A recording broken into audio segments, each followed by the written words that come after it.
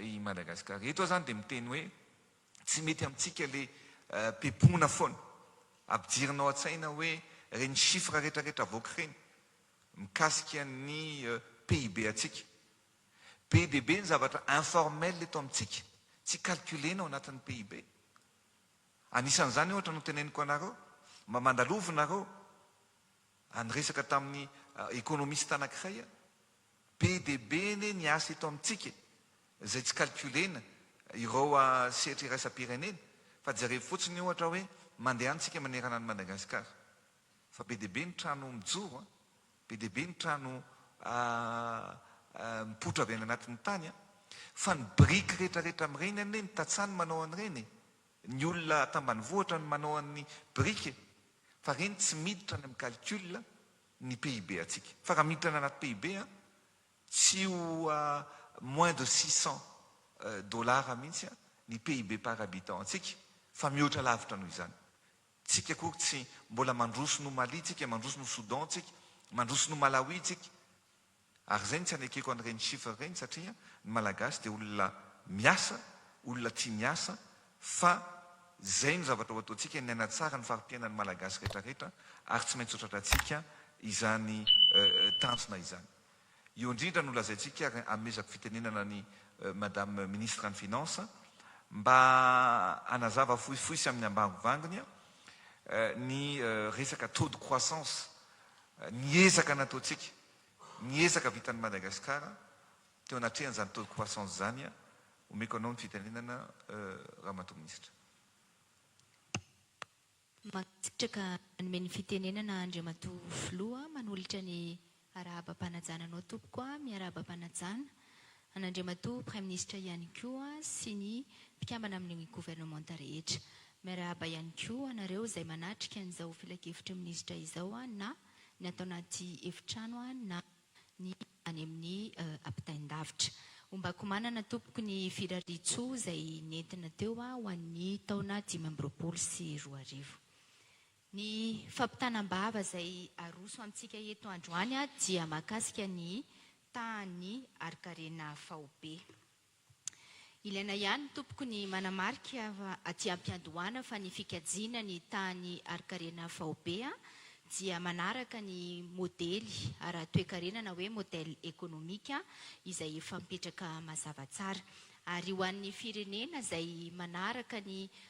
fiara-miasa miaraka amin'ny tahirim-bola iraisam-pirenena na ny FMI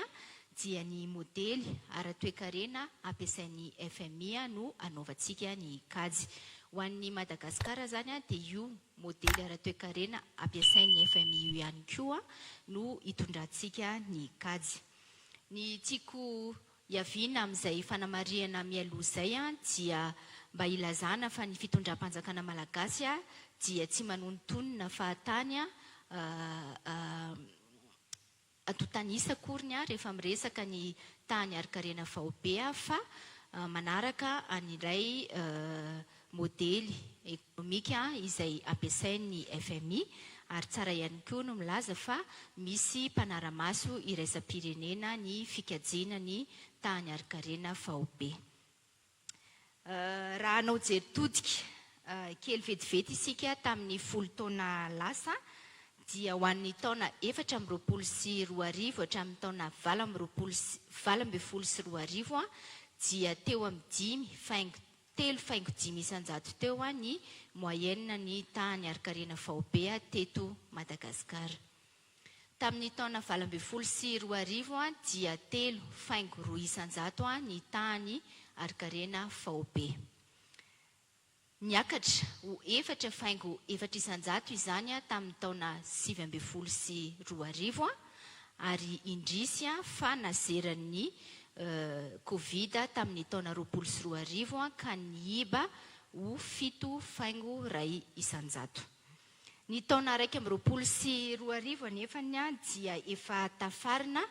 avy hatrany ny tany Arikarena Faobe atsika ka nahatratra 4.7 isanjato izany.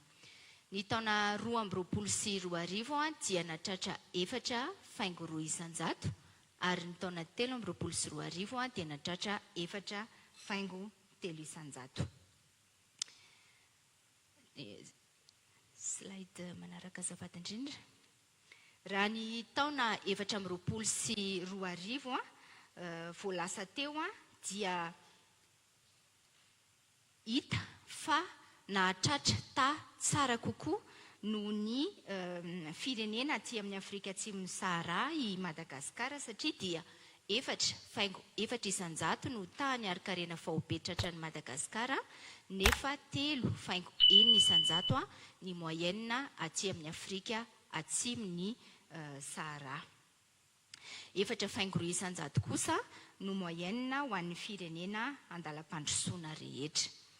Ho an'ny taona 2024 kosa dia 5 isanjato no tany arikarena fahobe vinavinain'ny Madagasikara raha toka 4,2 isanjato no moyenne izay vinavinain'ny tahirim-bola iraisam-pirenena ho an'ny Afrika subsaharienne.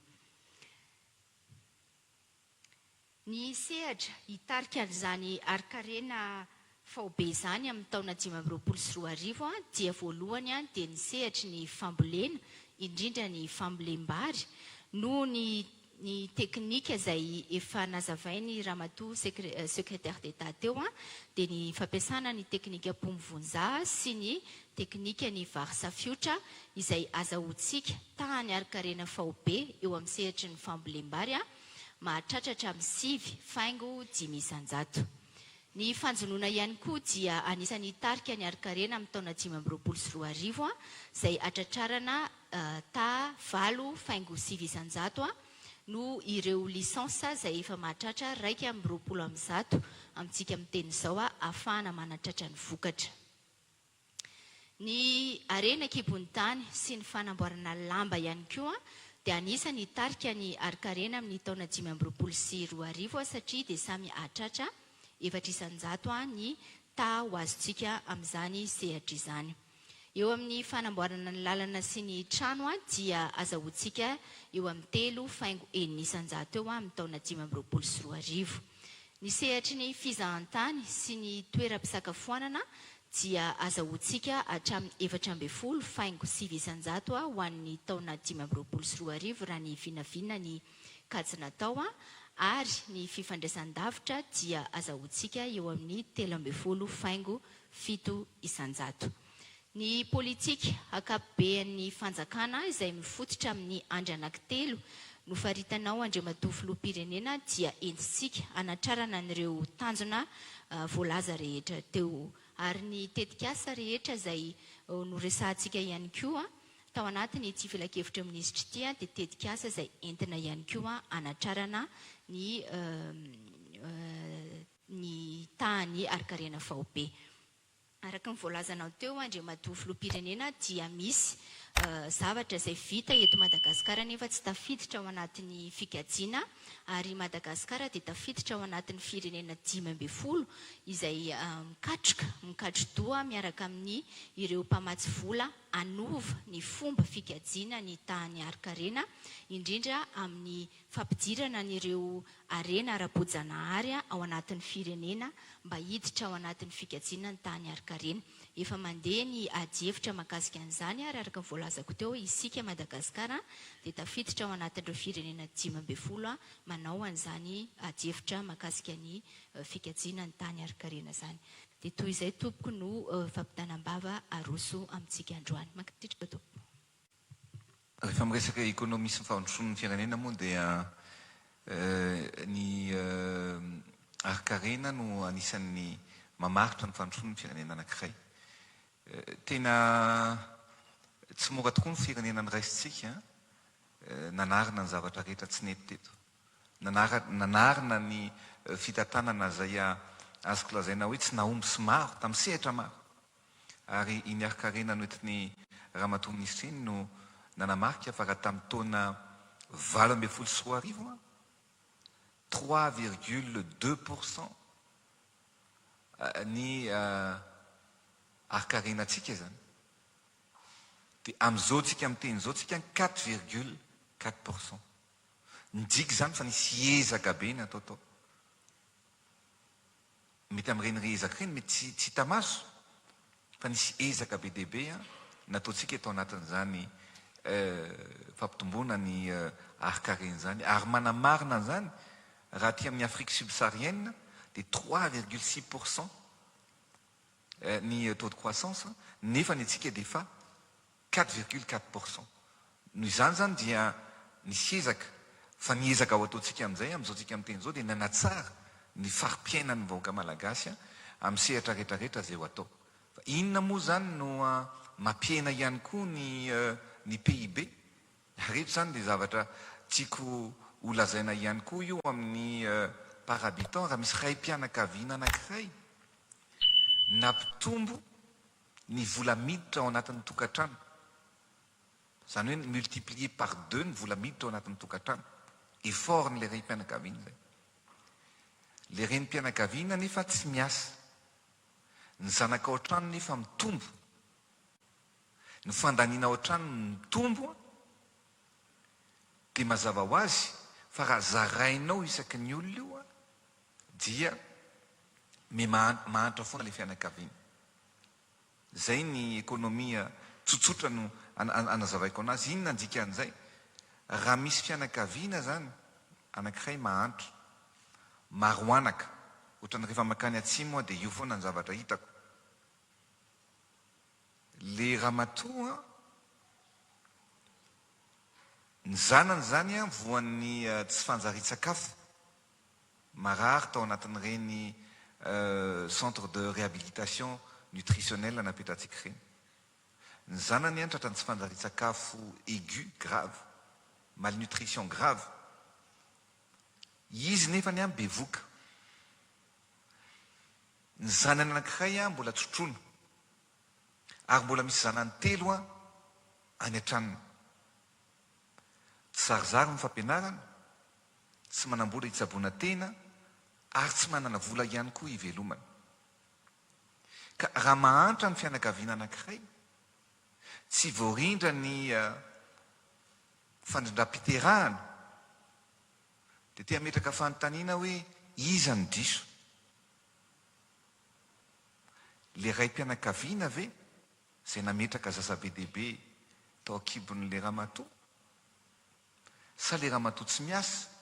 sa ny sefo-fokontany, sa ny maire, sa ny filohan'ny repoblika? Teny ampieritreretana ihany ny tiako tenenina amintsika hoe mora ny famimetsiny. Fa ny fahantrana misy eto amin'ny firenena dia samy tokony andraikitra amin'izany rehetra. Ary tsy mety ny famezatsiny. Fa ny ezaka ataontsika kosa nefa dia zao hitantsika zao. Ny fampitomboana ny arkarena, ny fijerevana ny tatsaha, ny fijerevana ny vahaolana. Ka aoka re tsy fanometsena. Fa ny olona zay manao, zay miasa, tokony akaherezana sy indrindra ampiana miasa zay ho ataony. Zay ny teneniko hoe jereva aloha ny eo tokantranonao, jereva aloha ny eo ambaravaranao. Raha misy loto aza indrasana amin'ny filoham-pirenena andeha andray amafa ny tokantranonao fa taizao ny olona anadio ny ao an-tranony aloha. Tozay ifanometsiny eto. Zany efa mino sy matoky fa na misy ary zany olana rehetrarehetra zay ny nanaovantsika ny resaka planning familial. Zay ny nanaovantsika ny hoe fandrindram-piterahana io mba ho grossesse désirée na hoe zaza irina no ateraka. Zay ny mahatonga ny olona be dehibe manary zaza eny anivon'ny zordira. Arina ny zaza, arina ny zaza. Ka raha misy olona miteraka ve ka manary zaza dia ny filoham-pirenena koa ny diso amin'izany. Raha tsy avy ve ny orana fa miantona ny orana noho ny fiovavan'ny tilitrandro, iza ny diso amin'izany? Tsika nefa mahatompona andraikitra tsika dia miezaka hatrany tsika ary tsy kivy mifanankiviana. Ary zay no anasako anareo minisitra tsirairay avy hiasa mafy tsika. Ary mino sy matoky fa tsy maintsy ataontsika ny ezaka rehetrarehetra eto amin'ity firenena ity. Tsy ilayntsika ary tsy mila fanakorontanana ny firenena. Jereo tsara le arkarena teo tamin'nisy Covid tsika. Covid kely nandalo nandritra ny volana fotsiny tsy niasa ny olona. Ny ena -7% miaraka reny ny tiako lazaina amintsika tsy zaka ny vahoaka tsony ary tsy mendrika tsy manana toeraneto ny fanakorontanana tsy mendrika ho an'ny vahoaka malagasy ny fanakorontanana manana ny lalatsaina hoentintsika navotana amin'ny firenena efa mazava ny programa nasa hoentintsika efa mazava fa olona tsy tia tanindrazana zay mieritreritra ny hitondra ambolo korotana sy indrindra aprisika korotana hibitsika korotana eto amin'ity firenena ity ka zay indrindra no antony anovantsika n'izany zavatra rehetrarehetra any ary avy hatrany dia omeko ny ministre ny travaux publics aloha ny fanazavana n'ireo asa izao fitinina ihany monsieur le ministre alohan'ny hidirantsika rehefa voantsika vao miditra amin'ilay sujet hafa fa aloha tonga dia ny lalana aloha no resahantsika satria anisan'ny lalana zay nataontsika ohatra eto Madagasikara zareo tsara inona ny mapotika ny lalana eto satria mapotika ny lalana eto dia efa mihoatra ny 1000 ny camion sy ny tomobile kely mifamezivezy hatrany amin'ny port ny Toamasina mandrapatonga eto Antananarivo isan'andro ny solika mandeha amin'io ny simenitra mandeha amin'io ny vy mandeha amin'io lalana io ary nazotsika miteny zao ary na mitondra ny solika hoentina ny tuleara ary andehanana ny groupe ihany dia mbola mandeha lalana ihany koa zay moa efa resahana amin'ny monsieur le ministre sy monsieur le ministre hoe tsy ekena tsony fa hovana ny fomba fiasa mila mandeha sambo ny solika hoentina ny Mahajanga hoentina ny Atsirana na hoentina ny tuleara fa mandeha camion mandeha lalana ankehitriny zay le hoe vinanana antsika hoe anao autoroute ary ny autoroute ataontsika eto moa dia miteny hoe tsika zany rehefa manana vina tsy mila miandry fa natombontsika aloha mifanaovana 80 km ny autoroute fa ny ambiny satria misy 80 km x 2 mbola ao satria 260 km no ny autoroute zany fa ny autoroute ambiny dia davantsika partenaire zay hitondra ny financement satria misy péage atao amin'ny autoroute io rehefa avy eo fa tsy maintsy natomboka satria za tsy afaka niandry mifampandrona eto amintsika tsy afaka miandry fa efa natombontsika ny olona zay tsy mahafantatra ny ezaka natao sy ny olona tsy mahafantatra ny asa ataontsika ny olona tsy mahavita no anakivy atsika hoe tsy vitanao io tsy ilaina io ary zay ny fampianarana omeko tsy atsika ministra ihany fa ho an'ny vahoaka malagasy ny olona zay manakivy tsy mitsikera olona tsy mahavita reny mba antaneo ny vitan'ireny olona reny tsy mahavita reny ary ny olona manao sy miasa sy ny mahavita ihany no tsikerana ka tsika tsy anaiky ho akiviny fa miasa tsika sambantsika hoe mba hanao autoroute voalohany zany asagnano ny tanan'izay olona any mieno rehetrarehetra any hoe tsy ilaina ny autoroute tsy ny sakafo hoan'ny androany any any mahavoky fa ny asa apetraka ho an'ny taranaka fara mandimy tsy misy matadiditsika reto ny mofo multiplier ny jesosy sy ny divay ny multiplier ny tsisy ny sotro an'izany tsika fa ny teny sy ny fampianarana sy ny finoana napetranao atsika zay ny henantsika androany mahavoky atsika isan'andro fa tsy ny androany ihany akory ny zavatra tediavina fa ary ny zavatra ho apetratsika asa ataontsika rehetrarehetra io hipetraka ho an'ny taranaka faramandimy na afaka 20-30 taona atsiaro ny olona hoe ay tena ilainy ty autoroute ty monsieur le ministre omeko anao ny fanazavana ny lalana sy ny asa lalana atao eto amin'ny firenena mankasitraka andriamatoa filohan'ny repoblika nanome fitenenana miarabanao ampanajana miarabanao andriamatoa prime ministre lehibe ny gouvernementa sy isika rehetra membre ny gouvernementa isika zay ato amin'ny fiadidinan'ny repoblika ny primature ary miarabanokana ny vahoaka malagasy zay manaraka an'izao fandaharana mandritra ny conseil des ministres izao ny toromarika nomenao moa andriamatoa filoha rehefa niditra tanatin'ny gouvernementa ny tenako dia hoe ataovy ho grand chantier routier i Madagasikara satria ny ampahany betsaka dia efa vonona amin'ny famatsiam-bola anatanterahana an'izany ka ho resantsika voalohany dia ny route du soleil satria moa ny route du soleil dia azo ambara hoe fahasahiana goavana ara-politika anananao Andriamatoa Filoha satria dia ny morontsiraky Madagasikara atsinanana avy any atsimo ka hatrany avaratra 2 kilometatra mahery no hoamboarina amin'ity route du soleil ity. Efa misy vita 50 kilometatra eo misy eo andalam-panatanterahana 700 kilometatra eo misy kosa dia eo ampanaovana fanadiadiana ireo orinasa ary misy ihany koa ny ty ohatra zao dia any atsimo ny route nationale numéro 13 mampifandray antsika ny Taolagnaro sy Ambovombe dia efa 70 kilometatra mahery no vita goudron amin'ity Taolagnaro Ambovombe ity ary amitsika miteny zao dia mandroso ny asa ary aleo andeha amlamina lay vidéo fa zasina hoe stop na ohatran'izany zany dia ohatran'izany koa ny RN12A zay orinasa maromaro moa no mifandrimbona manao an'io RN12A io dia efa mandroso be daholo ny asa na eo Taolagnaro Ebakika zany na Ebakika Somiska na Somiska Masianaka zay marioko manokana fa dia misy tetezana lehibe zay mirefy 20 metatra ao Manambondro zay efa vita beton ohatran'izany koa ny ao Amboenanto ny ao Masianaka Vangaindrano moa dia efa antoerana ny orinasa toy izany koa ilay Ebakika Somiska zany hoe zany azo ambara fa raha ny RN12A dia feno ny famatsiam-bola misy ny efa vita misy ny efa manomboka ary misy ny vao nahazo contrat ny orinasa dia andray asa atoato. Ny Vangaindrano Irondro moa dia anisan'ny lalana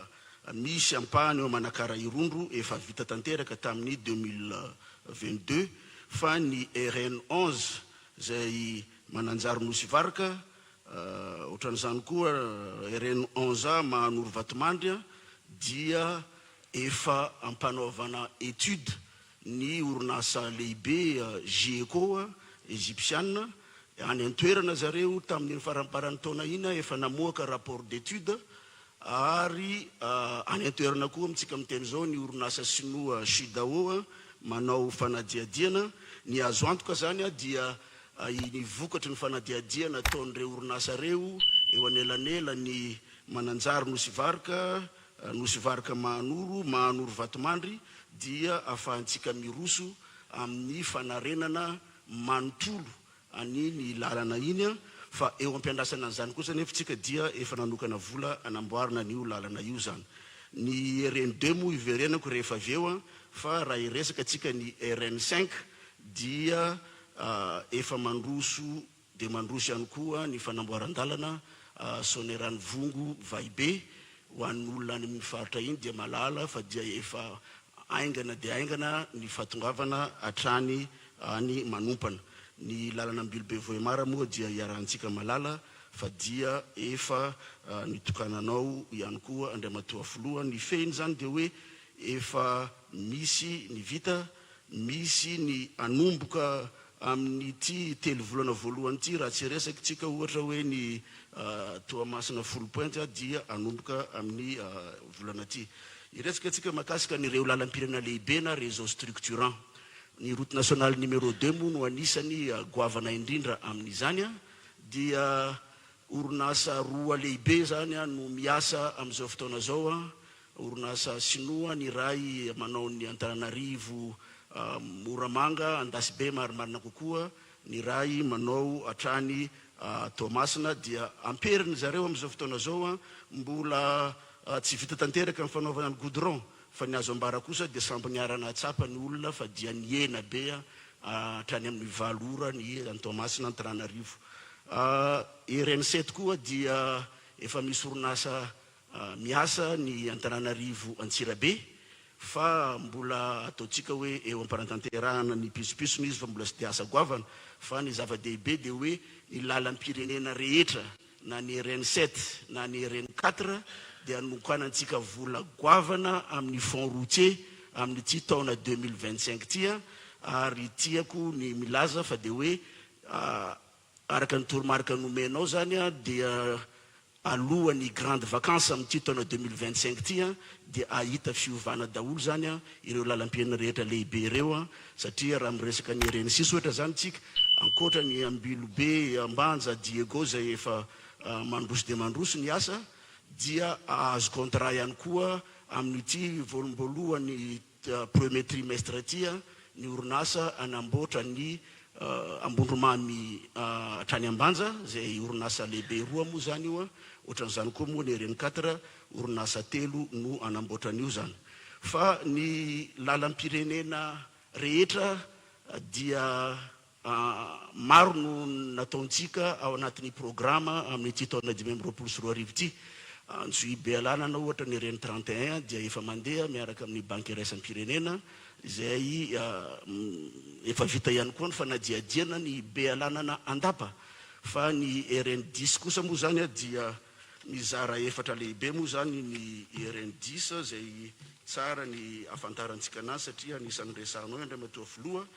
dia ampany Beloha efa fantatra ny orinasa anatanteraka anazy anomboka ato anatin'ny telo volana voalohany isika Beloha Ambovombe ihany koa dia efa fantatra fa ny Andranovory Ambatry sy Ambatry Ampany zany no andeha atoato ny tolobidy ny autoroute moa dia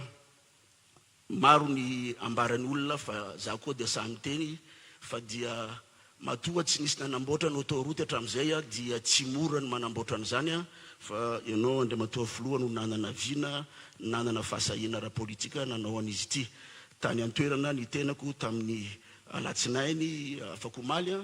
dia 40 kilometatra zany zao no efa vita terrassement amin'ity autoroute ty a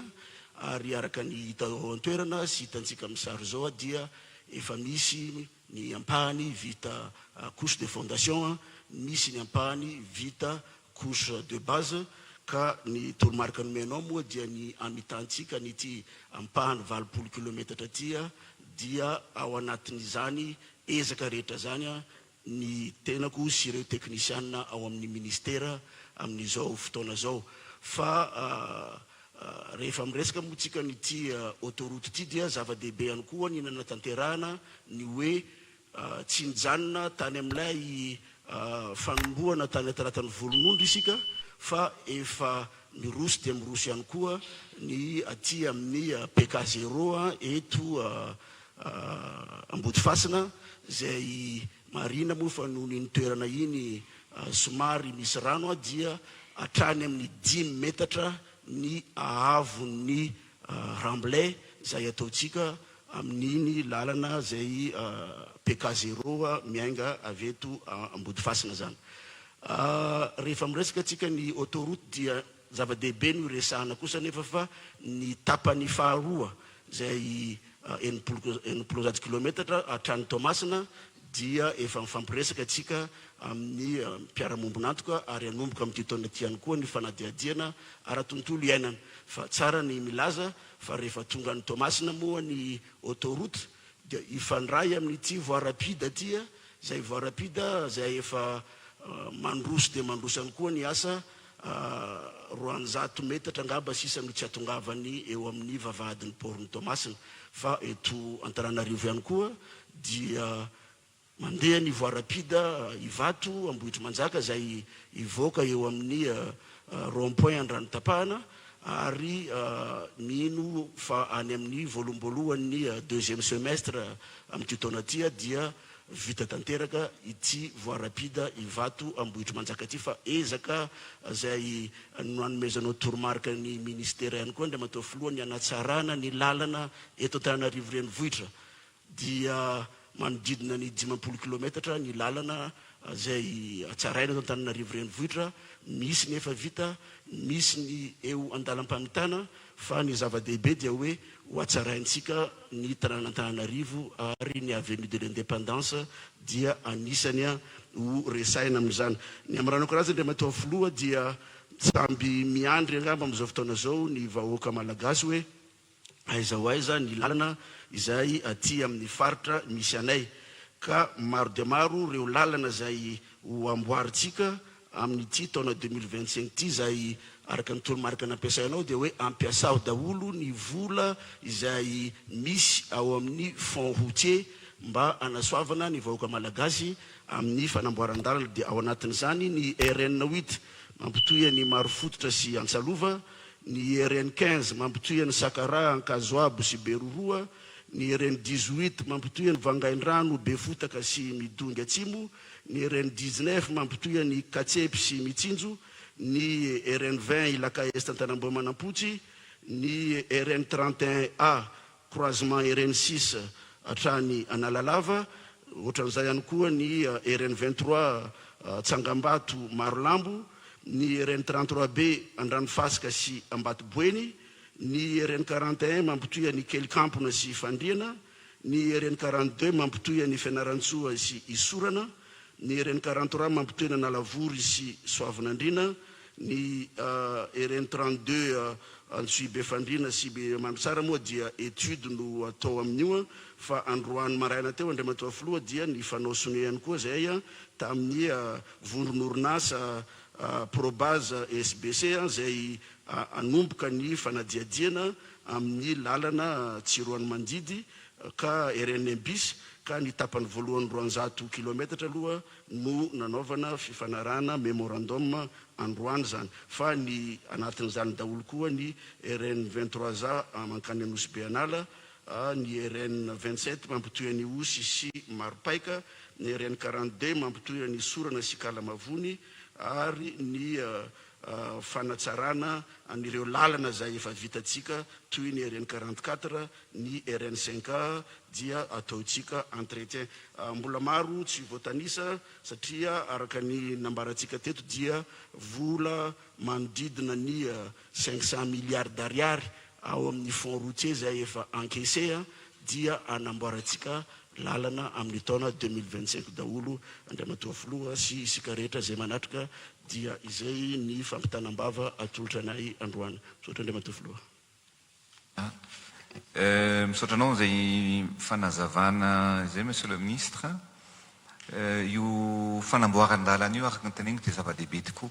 ahafana mamoaka vokatra, ahafana manamora ihany koa ny fifandraisana, fa mampiroborobo ihany koa ny amin'ny lafin'ny fizahatany. Hatramin'izay nahavitany Miami zao dia be dehibe ny ireo olona manao vacances any Toamasina, fotodrafitrasa ray, nefa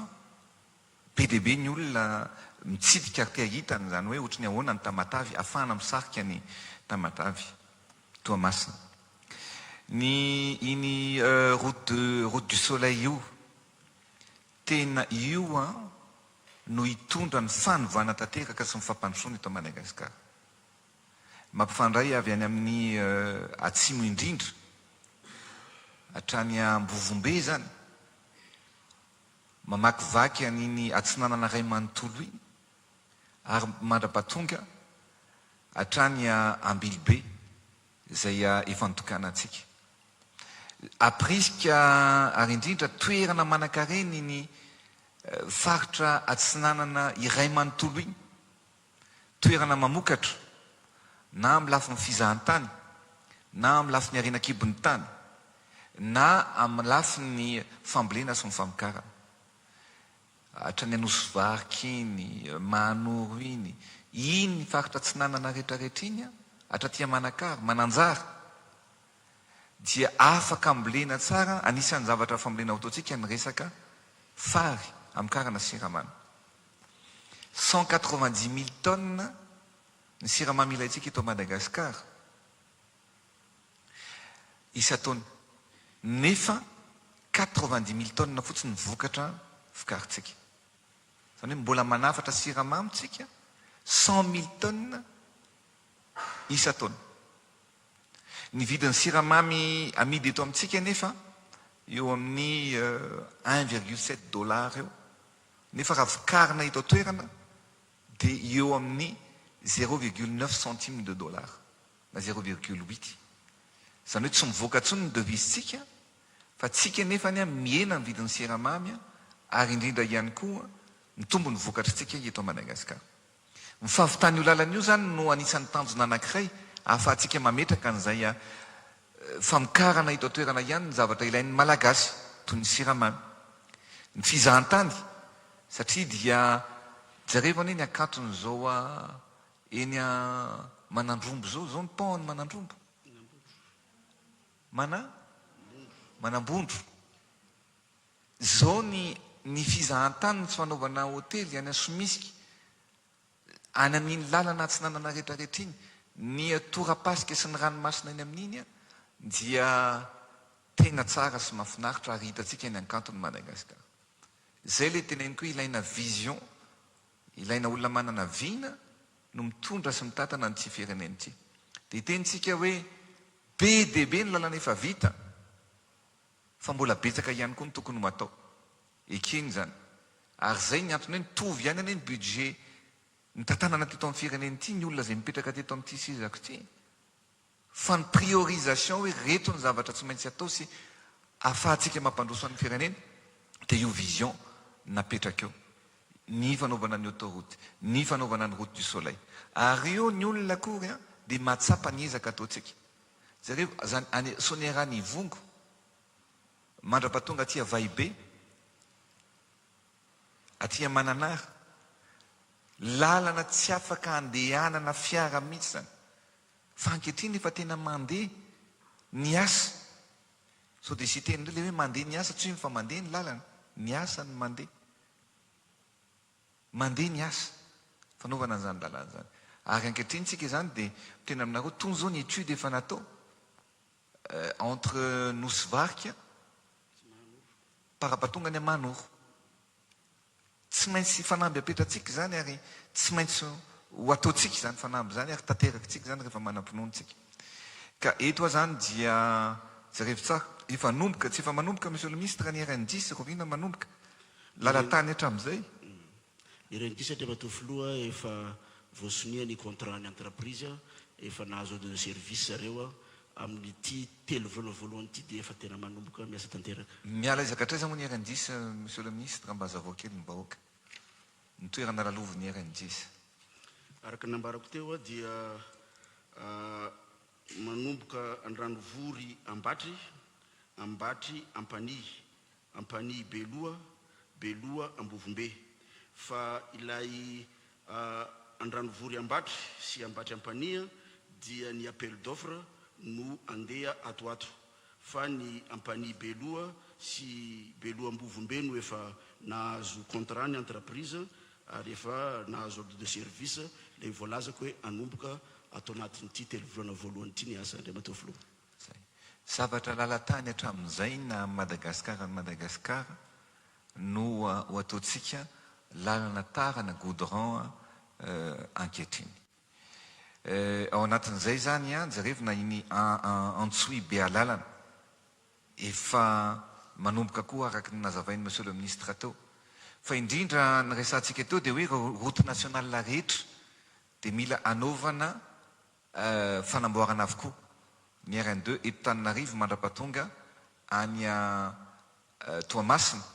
ny RN7 Antananarivo mandrapatonga any Tuléar, ny RN4 Antananarivo mandrapatonga any Mahajanga, mba ho ravoravo mba ho faly ny ponina zay ny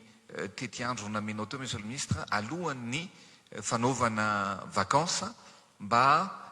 lalana misosa, lalana mandeha no apetratsika amin'ny lalana rehetra makany amin'ny faritra. Anisan'ny toromarika nomeko ihany koa ny mahakasika ny lalana eto Antananarivo. Efa betsaka ny lalana nataontsika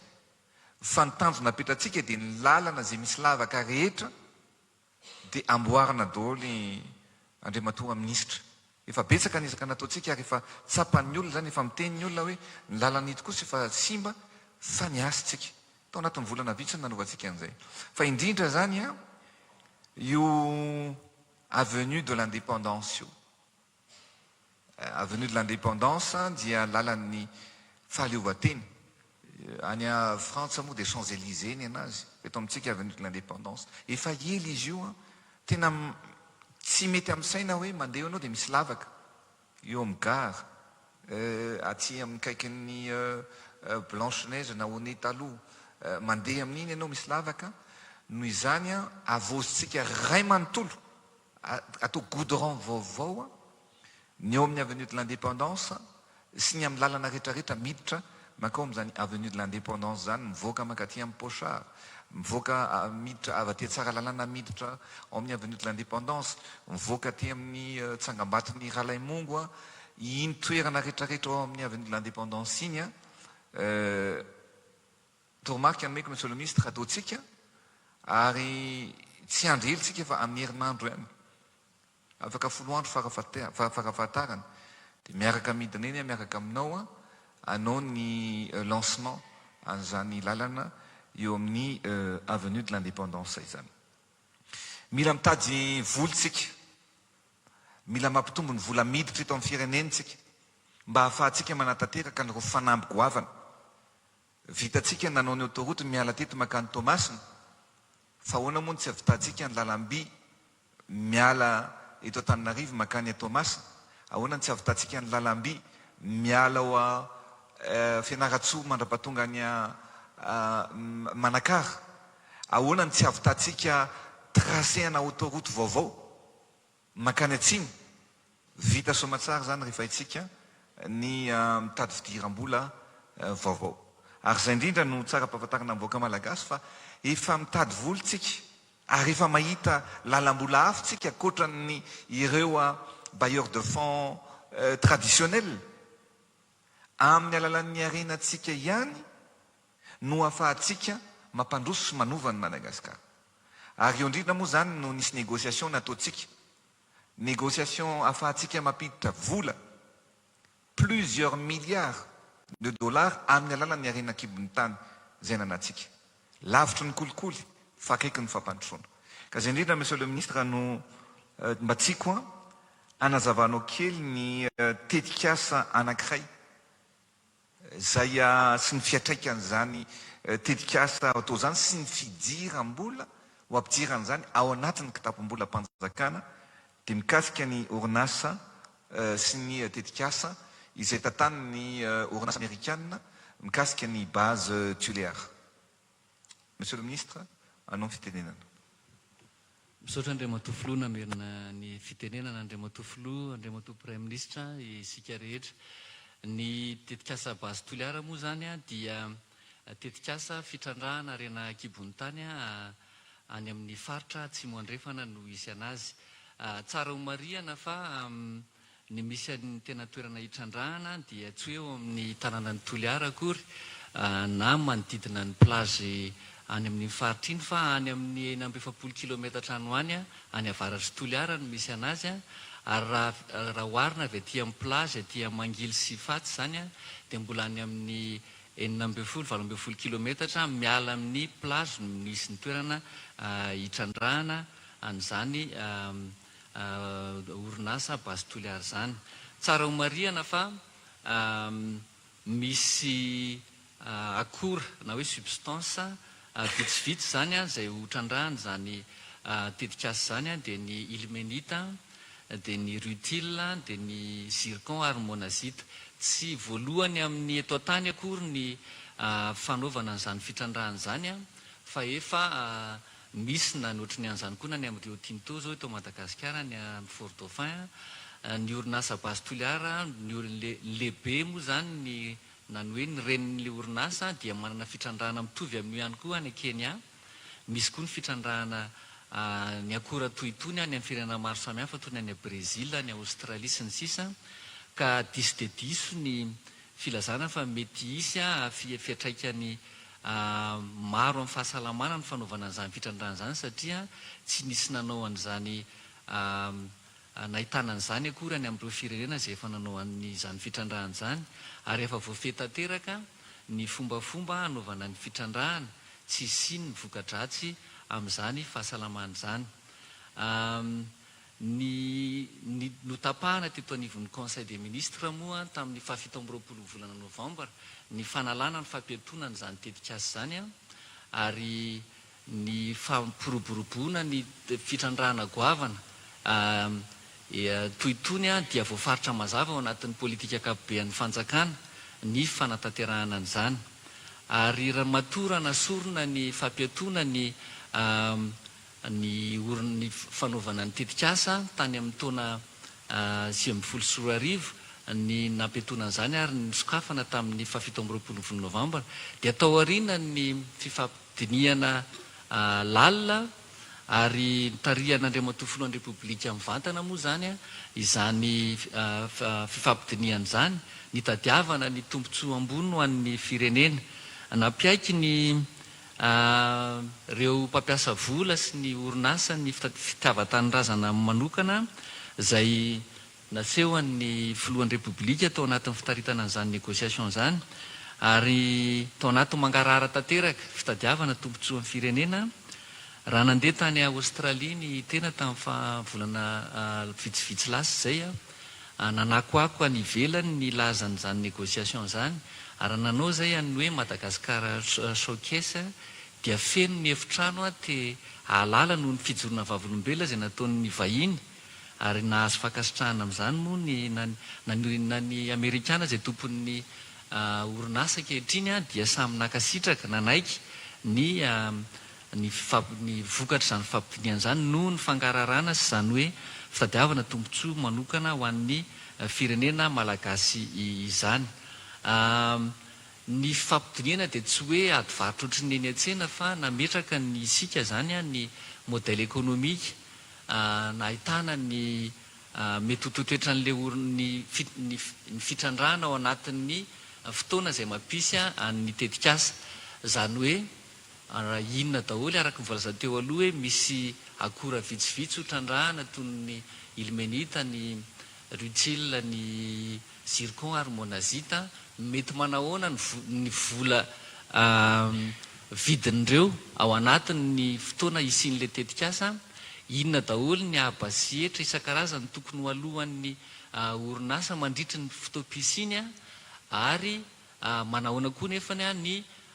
mety ho tombony ho azon'ny orinasa ao anatin'izany ao aoriana ny fampiasam-bola izay ho ataony dia niainga tamin'izay ny ady hevitra rehetrarehetra ary nahafahan'ny Filohan'ny Repoblika zany ny ady ho an'ny firenena amin'ny fahitanan'izay vola isan-karazany izay kirakiraina ho miditra sy ho hita eo anivon'ny fanaovana le tetikasa izay. Raha tsy aivina moa zany dia any amin'ny 700 tapitrisa dollara anoany fampiasam-bola amin'io tetikasa io. Za mino angamba raha matoa ministry ny fitantanam-bola mety mbola tsy tafiditra tao anatin'ny calcul le arikarena ny fisina investissement goavana satria mbola tamin'ny volana novambra tsika vao nilaza ny fomba ofisialy ny fisina io tetikasa io fa mbola hanova n'ilay kady izay mety ho atao ny fisina investissement goavana ohatry tony zany ao anatin'ny arikarena faobean'ny firenena ka ambangivangony amin'ny raha atao résumé zany ny vola izay hiditra ho an'ny fanjakana ao anatin'ny tetikasa io raha ohatra ka jerena ny ao anatin'ny ho an'ny firenena ho an'ny lokal ary ho an'ny faritra ihany koa dia tontolo ohatrohatr'izao zany ny négociation vita misy zany ny fanomezana vola ho fampiasana azy ho amin'ny tetikasa ho an'ny eo anivon'ny nasionaly ho anivon'ny faritra mitetina 20 tapitrisa dollara zany hoe raha avadika ariary amin'ny tsotsotra izy amin'izao zany any amin'ny 400 milliards d'ariary any hoany izay mizara anakiroa 70 tapitrisa dollara ho an'ny tetikasa nasionaly izay tiatsika ampiasana anazy arakaraka ny tetikasa ny Filohan'ny Repoblika moa zany fanaterahana ny vinan'ny Filohan'ny Repoblika ary ny 70 tapitrisa dollara dia hanaovana famatsiana vola ao amin'ny faritra tsy mandrefana 70 tapitrisa dollara zany any amin'ny 200 milliards d'ariary any hoany zany ao amin'ny faritra tsy mandrefana hojerena eo zany hoe inona no lara-pahamehana projet structurant ahafahana manao asa fampandrosoana goavana amin'ny faritra ary fandraisana anjara ihany koa amin'ny asa fampandrosoana ao anivon'ny firenena eo anivon'ny tena lokal zany hoe tena ny ifotony kosa amin'ireo commune vitsivitsy izay mahazo tombontsoa manokana misy fiantraikany vantana amin'ny amin'ny tetikasa zany a dia navita negosietsika famatsiana vola hatrany amin'ny 4 millions de dollars isa-taona zay mbola misy fitombona 200 isa-taona ho an'ireo commune vitsivitsy a izay misy fiatraikany mivantana amin'ny tetikasa vola goavany zany raha jerena misan'ireo commune zany anaky 10 eo a any amin'ny 20 milliards isa-taona zany a ahafana manao tetikasa ara sosialy na sekoly io na hôpitaly io na tetikasa mety mampiditra vola toy ny activité génératrice de revenu petit périmètre irrigué sy ny ohatrohatr'izany ahafahana manatsara amin'ny fambolena na ny fiompiana zay mampalaza amin'ny faritra atsimo andrefana azo ampiasana an'io avokoa fa io moa zany a dia ho tapahana ihany koa aty anivon'ny filakevitry ny minisitra ny fampiasana n'io vola io isa-taona mba tsy ho verivery foana fa tena mba hisy fiatraikany mivantana any amin'ny vahoaka tokoa zany ny vola miditra ho an'ny fanjakana isa-taona mandritra ny hoe rehefa tena mandeha be zany any amin'ny période de croisière ny tetikasa io vetivety tsy ho ela be io fa ao anatin'ny 7 taona dia efa ho tratra zay période de croisière zay a any amin'ny 180 millions de dollars par an ny vola miditra ho an'ny fanjakana eo anivo amin'ny alalan'ireo hetra isan-karazany ny tamberim-bidy 10 isan-jato ny vidin'ny vokatra ny impôt sur les revenus sy ny hetra isan-karazany a zay hiditra amin'ny tapom-bola mpanjakana dia hatratratra any amin'ny 180 millions de dollars isa-taona ahafahantsika manatanteraka n'izay vina efa nilazaina Andriamatoa filohan'ny repoblika teo raha atao ny fitambarany vola hiditra ho an'ny fanjakana ao anatin'ny 7 taona isian'ny orinasa dia mahatratratra any amin'ny 5 milliards de dollars anoany ao anatin'izay 7 taona ho avy izay tsy hoe vola fotsiny anefa no diniantsika fa ny fisinana tetikasa goavana ohatry tony a dia miteraka famoronana asa maro zay mety hatratratra any amin'ny 5,000 any a ny asa manodidina hoentin'ny tetikasa ary azo tombony manokana amin'izany moa zany a ny ponina any Toliara any Ifotony satria dia efa ny fanarahana ny anomezan-danja manokana any Ifotony ary efa voalaza koa zany ao anatin'ny lalàna amin'ny fianarana kibony tany amin'ny 770 ny famezana tombony manokana ny any Ifotony ary raha jerena ny isan-jato ny piasa dia tsy tokony hihoatra ny 20 isan-jato ny mety hoe ho vahiny fa ny 20 isan-jato dia tsy maintsy teratany avokoa ary tsy maintsy misy a ny fampitana ny fahaiza-manao ary efa voafetra ny lalàna ny fianarana kibony-tany vaovao zay nilanitsika tamin'ny herintaona moa zany a zany rehetrarehetra zany ary efa nekeny ny orinasa ihany koa ho jerena manokana ihany koa ao anatin'izany a ny lafiny ara-tontolo iainana mbola misy ny fakanan'ireo paramètre isan-karazany ahafahana mife ny lafiny ara-tontolo iainana mba tsy isiany hoe mety aya ho an'ny mponina ihany koa dia mbola misy zany ny complément d'étude zay ataon'ny tetikasa alohan'ny tena nombohan'ny ny asa mba ahafahana mife tsy isiany aya ho an'ny vahoaka ny Toliara hoe mety hiteraka an'izao ny mety hiteraka an'izao fa tena ho voafetanteraka ny mombamomba ny resaka tolona sy ara-pahasalamana rehetra ny tetikasa dia nanapa-kevitra tsy mampiasa ny portny Toliara amin'izao fa hanao kosa jeté aty avaratry ny tanàna ny Toliara ka tsy hisy akory ny camion BDB amakivaky ny tanàna ny Toliara isan'andro fa aty avaratry Toliara no isy ny fanondranana ary ny teknika hanaovana ny fitrandrahana dia 900 ny ao anatin'le tany ihany a no misy an'le akora fa ny 470 isan-jato zany a dia tany tsy hiala tao noho izany tsy marina ny filazana fa hisy lavaka goavana ohatra ny elo eo reo efa vita ny fitrandrahana fa averina atotofana ihany zany a miverina eny amin'le tany nanaovana nakana n'le akora ny 970 isan-jato dia tonga dia mandeha zany a ny réhabilitation environnementale tsy manelingelina ihany koa ny fitaterana amin'ny lalam-pirenena fahasivy a fa hisy lalana manokana hitaterana an'ireo vokatra ireo zany raha fitinina dia tetikasa sady isy lafiny ara-toekarena sady mitsinjo ny lafiny ara-tsosialy no mijery ihany koa ny dimension environnementale zay no fifampidiniana zay azotsika ta anatin'io tetikasa io ary nanapahan'ny filakevitry ny minisitra ny fanapahan-kevitra zany anokafana anazy satria dia tombony goavana ho an'ny firenena ahafahana mamatsy an'ireo tetikasa isan-karazany vola miditra amin'ny arenantsika ihany. Miala koa ny ayahany mety hoe mpanjony satria ny fametrahana an'le port aty avaratry Toliara dia tsy jeté terre plein akory fa jeté sur pilotis ka ahafahan'ireo sambo madinika ny mpanjono mbola afaka mivezivezy hatrany ary tsisy koa ny fikofan'ny le mare zany ny sisin'ny ranomasina satria dia jeté sur pilotis no ny fanarahana tamin'ny négociation amin'ny orinasa mba tsy hanimba ny tontolo iainana sy ahafahan'ireo mpanjono mbola manohy ny asany mivezivezy amin'iny morotsirakiny ihany. Ary lazaina eto koa moa zany fa tsy hoe isan'andro akory ny fanoranana fa amin'ny fotoana zay andalovan'ny sambo ihany no misy koa ny fitaterana ka tsy hoe teraka fanelingelenana be ho an'ny tontolo iainana akory. Any amin'ny toeram-pitrandrahana koa dia tsy misy tanàna ao anatin'ny toerana hitrandrahana fa toerana zay lavitry ny tanàna. Raha ohatra hoe mihoatra amin'ny tanàna ny ranobe ohatra dia any amin'ny 6 kilometatra 10 kilometatra miala ny tanàna ny ranobe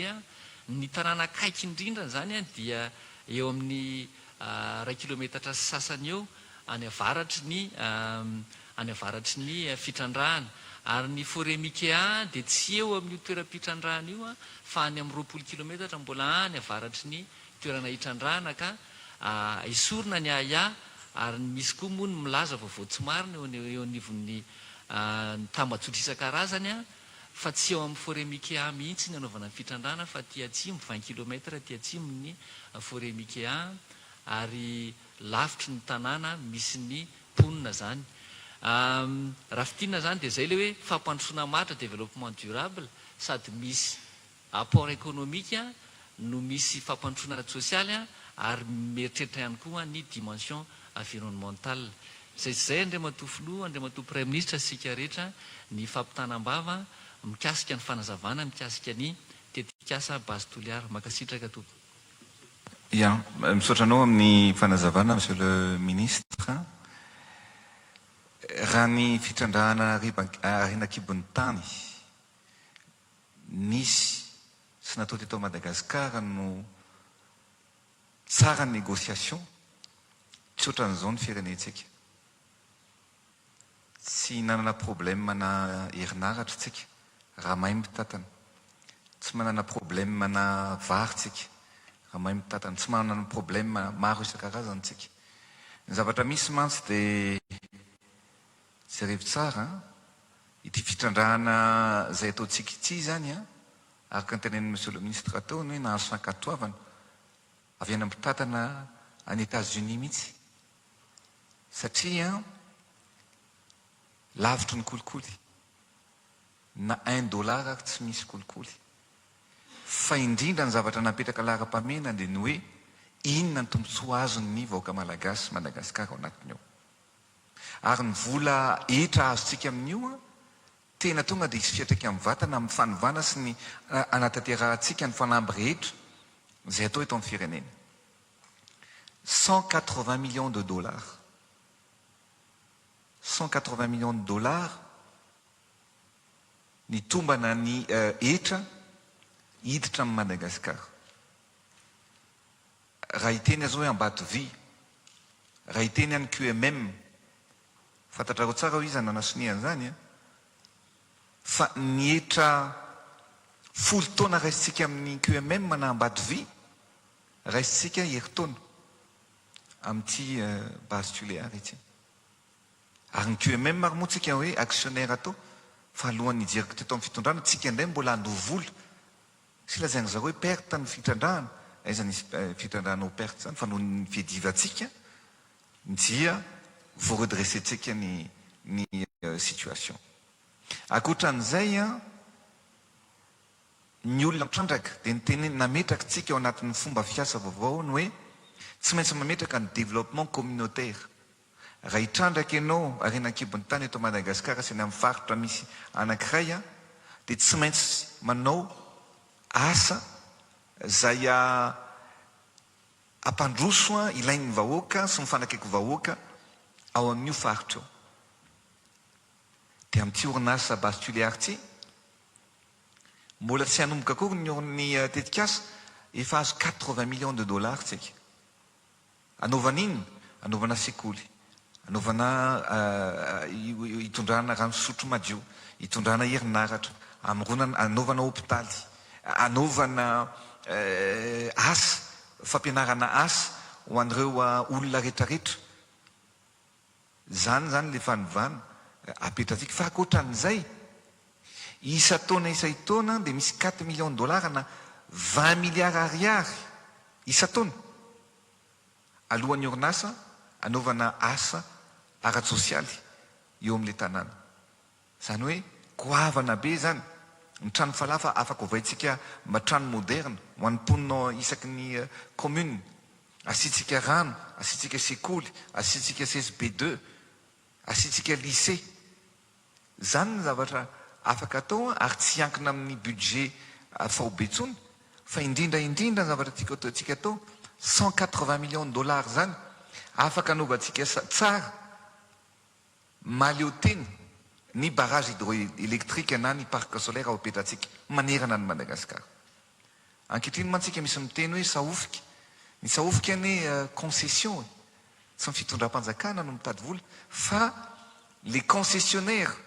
no manao hoe clausine financier, izy mitady vola any, dia izy mitondra ny vola anamboarana anazy. Fa ny faniriko amin'ny tetikasa zay ho ataontsika manomboka zao dia tsika ny anao anazy, ohatra ny anaovantsika ny parc solaire. Ary miena be ny vidin-jiro rehefa zay no ataontsika. Ka zay raha iverenako hoe raha 180 millions de dollars isa taona zay, afaka miteny mihitsy tsika hoe ndao asiana autoroute eto Antananarivo makany Tuléar. Vitatsika amin'izany vola zany eo. Manao tsika alaitsika hoe 50 millions de dollars na 75 millions de dollars par an atokatsika anaovana ny autoroute. Dia alefa, dia vita.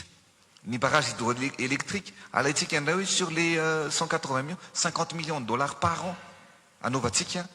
mandrapavita amin'ny barrage hydroélectrique. Ny tiako lazaina rehefa tia tanindrazana, tian'ny malagasy, tia fandrosoana ary lavitry ny kolokolo ny mpitondra,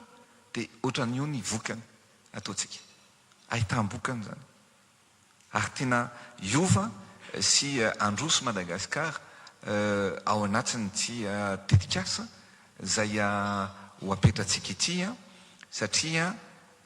anala ny fahasahiranana, afahantsika manao foto-drafitrasa maro ary ampitombo ny vola miditra amin'ny kitapom-bola